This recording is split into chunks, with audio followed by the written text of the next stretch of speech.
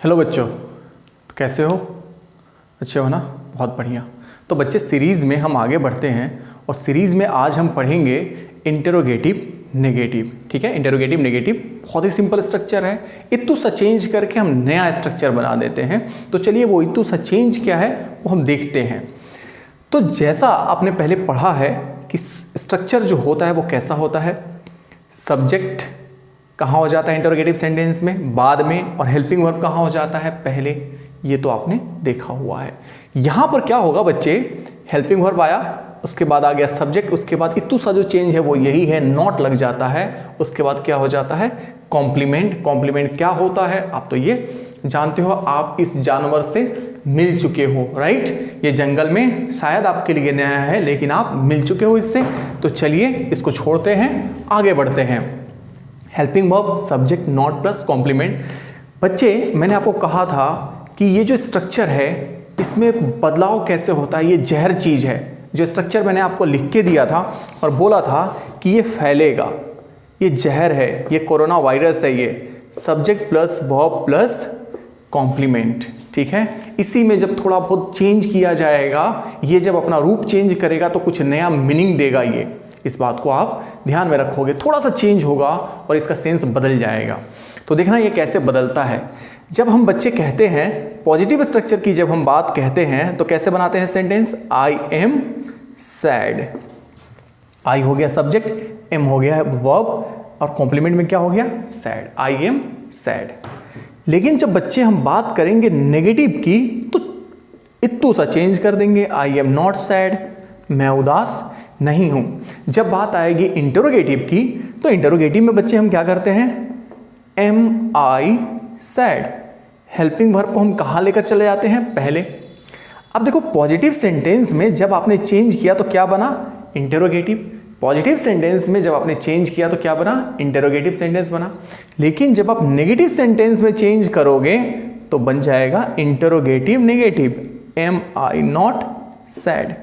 ये कोई rocket science नहीं है, ये ऐसा नहीं है कि जिसको समझने के लिए बहुत दिमाग लगाना है, बहुत प्रैक्टिस करनी, कुछ भी नहीं है। एक बार समझ गए, हर जगह ऐसा ही होता है, थोड़े बहुत चेंजेस होते हैं बस। उसके लिए आपको तैयार रहना है भाई, परिवर्तन ही संसार का नियम है। चलिए अच्छी बात है। तो ये एग्जाम्पल्स हो गए, आप इनको ध्यान से समझ लेना। एक बार नहीं समझ में आया, 2 बार देख लेना, 3 बार देख लेना, बस यही है, ऐसे ही चलता है। एग्जाम्पल के थ्रू हम समझते हैं कि ये काम कैसे करता है। तो चलिए देखिए कैसे होता है ये, समझिए इसको। पहला एग्जाम्पल है एम आई नॉट सैड, वो मैंने आपको करके बता दिया है। एम आई नॉट सैड क्या मतलब हुआ, क्या मैं उदास नहीं हूं, क्या मैं उदास नहीं हूं।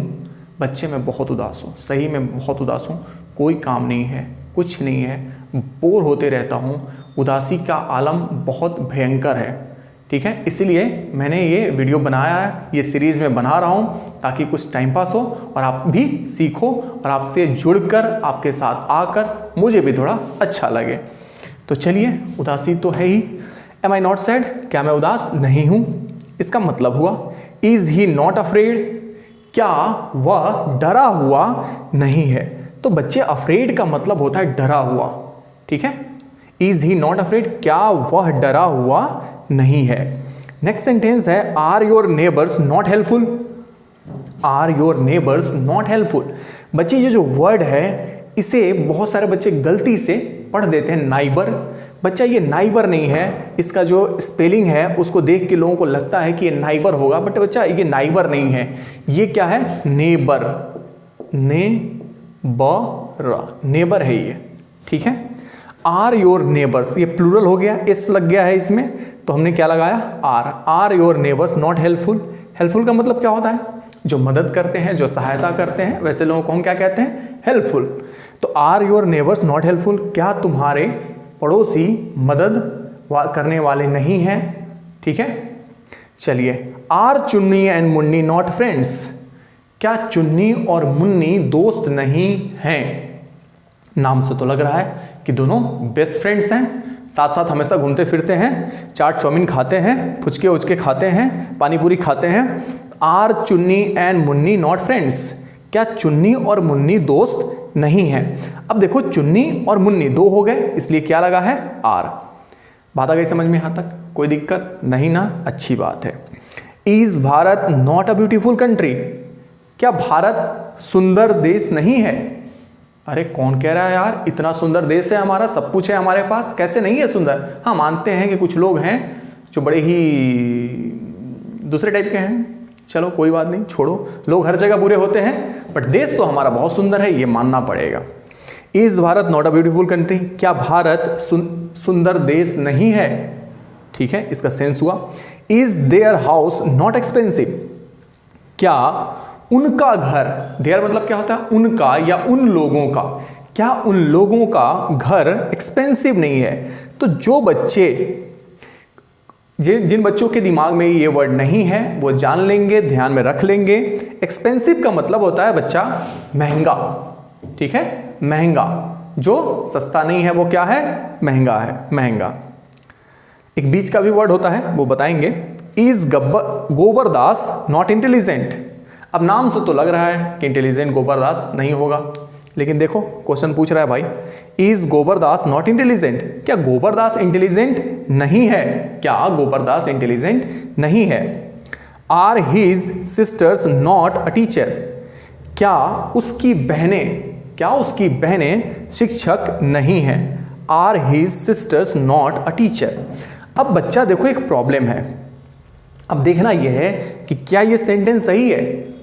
तो जिन बच्चों को अगर ये सेंटेंस सही लग रहा है, उन्होंने मेरे प्रीवियस लेक्चर्स नहीं देखे हैं, इसलिए उन्हें सही लग रहा है। अगर आपने ये देखा हुआ है तो आपको ये गलत लगेगा, और जरूर लगेगा। देखना, हम स्टार्ट करते हैं यहां से। हिज सिस्टर्स सब्जेक्ट है बच्चा, तो सब्जेक्ट में कैसा सब्जेक्ट है? ये सिंगुलर है या प्लूरल है? तो प्लूरल है, क्योंकि एस लगा हुआ है यहाँ पे। सिस्टर्स, ढेर सारी बहनों की बात हो रही है, एक से ज्यादा लोगों की बात हो रही है, सिस्टर्स, तो आर लग गया, ठीक है। जब कभी हम बात करते हैं नाउन की, तो टीचर नाउन है या नहीं है? है नाउन। एक प्रोफेशन का, एक काम का नाम है, जो लोग पढ़ाते हैं उनको हम कहते हैं टीचर। तो ये हो गया टीचर, ये नाउन है। तो जब बच्चा नाउन है ये, तो फिर ए कैसे लगेगा? ए मतलब ये हुआ कि जब ये प्लूरल है तो ए कैसे लगेगा? यहां पर टीचर की जगह पर क्या होना चाहिए था? टीचर्स। प्लूरल जब यहां पर हो जाता है तो नाउन में एस यहां पर लगाया जाता है। छोटी सी बात है, ध्यान रखने वाली, बस रख लेना। Are this fruit not edible? अब देखो ये क्या बवाल आ गया, are this fruit not edible. पहले तो हम समझा देते हैं आपको कि एडिबल का मतलब क्या होता है। तो बच्चे, एडिबल का मतलब ये होता है एक ऐसी चीज, कुछ भी हो सकता है वो, जिसको आप खा सकते हो, खाने से आपकी तबीयत खराब नहीं होगी, वो जहरीला नहीं है। तो ऐसी चीजों को हम कहते हैं एडिबल। आप जब तेल खरीदते हो तो उस पर लिखा रहता है एडिबल ऑयल। एडिबल मतलब खाने योग्य, ये खाने योग्य है। और बहुत सारे जो होते हैं जो नहीं खाने योग्य होते हैं, आप अगर खाओगे तो आपकी तबीयत खराब हो जाएगी, तो उसके लिए क्या वर्ड यूज होगा? इनएडिबल। बात आ गई समझ में? इनएडिबल मतलब खाने योग्य नहीं है वो। इज दोज, अच्छा ठीक है, ये तो सही है, लेकिन दिक्कत इसमें यह है कि दिस फ्रूट तो सिंगुलर सब्जेक्ट हुआ। तो बच्चा जब ये सिंगुलर हुआ तो आर क्यों, क्या होना चाहिए? इज होना चाहिए। छोटी सी बात है, समझ में आई? आई होगी, बिल्कुल आई होगी। Is this fruit not edible? Singular है ना, और कैसे पता चला? यहां पर एस नहीं लगा हुआ है और यहां पर क्या है? दिस। तो दिस क्या होता है? सिंगुलर होता है। आगे बढ़ते हैं। दोज एनिमल्स, वे जानवर, एनिमल्स ढेर सारे हो गए। Is those animals not carnivorous? Carnivorous ऐसे जीव जंतु जानवर होते हैं जो मांस खाते हैं, वो मांस पर जिंदा रहते हैं, मांस उनका आहार होता है, उनको हम कहते हैं कार्निवोरस। फिर एक ऐसे जीव जंतु की कैटेगरी होती है जो घास पर जिंदा रहते हैं। तो बच्चे, जो घास पर जिंदा रहते हैं उन्हें हम कहते हैं हर्बीवोरस। क्या कहते हैं बच्चे? हर्बीवोरस। हर्ब, HERB, हर्ब, याद रखना।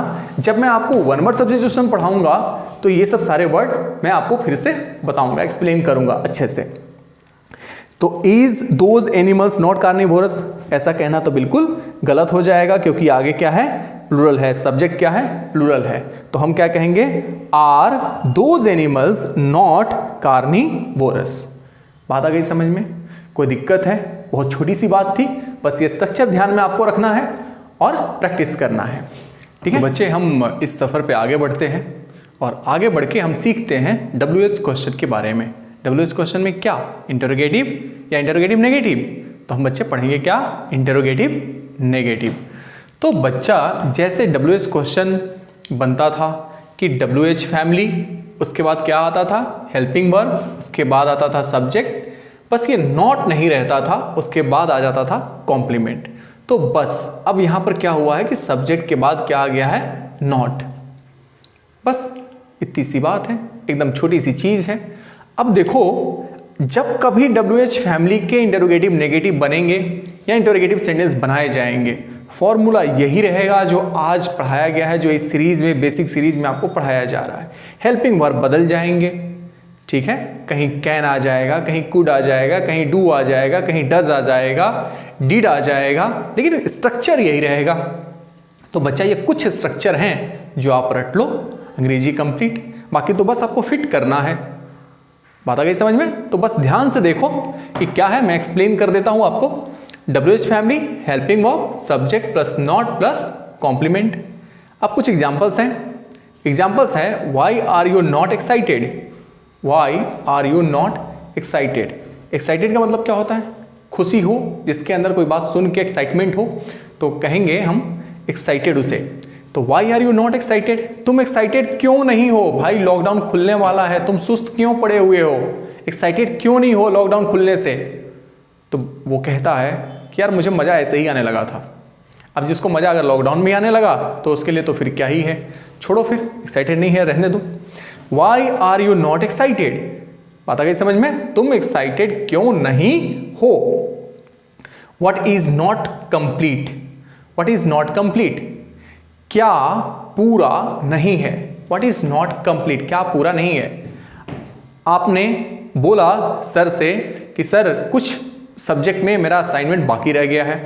तो सर ने पूछा कि क्या, वट इज नॉट कंप्लीट, बताओ कौन से सब्जेक्ट में असाइनमेंट पूरा नहीं हुआ है, वट इज नॉट कंप्लीट। बात आ गई समझ में? तो इस तरीके से क्या पूरा नहीं है। नेक्स्ट हमारे पास सेंटेंस है, which is not satisfactory. Satisfactory का मतलब ये होता है संतोषजनक, जो संतोष करने के लायक हो, जिसमें दिक्कत नहीं हो, उसे हम कहेंगे सेटिस्फैक्ट्री। ठीक है, तो सेटिस्फैक्ट्री का मतलब क्या होता है बच्चे? सेटिस्फैक्ट्री का मतलब क्या होता है? संतोषजनक। ठीक है, संतोषजनक मतलब satisfactory. Which is not satisfactory, इनमें से, विच का मतलब तो आपको बताया हुआ है कि विच का मतलब होता है इनमें से कौन। जब कभी बात आती है सिलेक्शन की तो हम यूज करते हैं विच का। आप इसके लिए WH क्वेश्चन, इंटरोगेटिव सेंटेंस में WH क्वेश्चन जो है वो देख लेना, आप समझ में आ जाएगा, अच्छे से एक्सप्लेन भी किया गया है, यहाँ भी आप समझो। तो विच का मतलब क्या होता है? सिलेक्शन के लिए। तो सिलेक्शन मतलब जब कभी आपको ऑप्शन, दिए गए ऑप्शन में से चुनना है तो उसके लिए हम यूज करते हैं विच। विच इज नॉट सेटिस्फैक्ट्री, इनमें से कौन सा संतोषजनक नहीं है, किसका रिजल्ट संतोषजनक नहीं है। बात आ गई समझ में? Where is not pollution, pollution मतलब तो आप जानते होंगे प्रदूषण। तो प्रदूषण कहाँ नहीं है, पोल्यूशन कहाँ नहीं है। How is he not tired, यार वो दिन भर चल रहा है, चलते जा रहा है, लेकिन वो थका हुआ कैसे नहीं है। How is he not tired, इस सेंटेंस का मतलब हुआ कि वह थका हुआ कैसे नहीं है। टायर्ड का मतलब क्या होता है? थका हुआ। तो वह थका हुआ कैसे नहीं है। नेक्स्ट हमारे पास एग्जांपल है, whose friend is not worried, किसके दोस्त चिंतित नहीं है। कौन सा ऐसा है जो चिंतित नहीं है? किसके दोस्त चिंतित नहीं है? सबके दोस्त चिंतित हैं। ठीक है, जो लोग मिसिंग हैं, जो जिनके दोस्त नहीं मिल रहे हैं, जिनके पार्टनर नहीं मिल रहे हैं, तो भाई तो वो तो मिस करेंगे ना, चिंतित होंगे ना। तो वही है, whose friend is not worried, किसके दोस्त चिंतित नहीं है। हुज मतलब क्या होता है? किसका या किसकी। Who is not nervous, nervous कौन नहीं है। एग्जाम हॉल में बैठे हैं बच्चे, एग्जाम पेपर आने वाला है, तो नर्वस तो सब रहेगा। तो किसी ने पूछा कि भाई तुम नर्वस हो क्या? तो तुमने कहा कि भाई कौन नर्वस नहीं है, सब कोई तो नर्वस ही है। Who is not nervous, who is not nervous. तो सामने वाला एक नंबर का बदमाश, उसने कह दिया मैं नर्वस नहीं हूं, आपको और नर्वस कर दिया। अरे भाई ये नर्वस कैसे नहीं, आप ये सोचने में लग गए। तो बच के रहना ऐसे कमीनों से। हु इज नॉट नर्वस, कौन नर्वस नहीं है। When is he not angry. अब किसी की आदत होती है, किसी का जो गुस्सा होता है वो नाक पर होता है, छोटी छोटी बात पे वो गुस्सा हो जाते हैं।